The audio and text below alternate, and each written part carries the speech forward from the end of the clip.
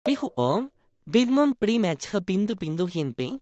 Gafedem dio, cisare digu bifiti kingi kubiozar fistet hindu brahma. A ja Chichuština je jazyk, ktorý sa používa pri náboženstve omizmus. V týchto videách vás môžeme správne naučiť, ako používať chichuštinu. Naučite sa komunikovať s Bohmi aj medzi sebou. Chichuština sa používa v každodennom živote omistu. Dnes vás naučím o prvých pár základných slovíček z chichuštiny. Prvé a najzákladnejšie je chichu, a teda ahoj. Ďalšie je chichu, a teda čau. Ako si môžete všimnúť, je tu špeciálne písmenko, to znamená dlhé U. Dobre, ďalej je napríklad hiu, a to znamená Boh.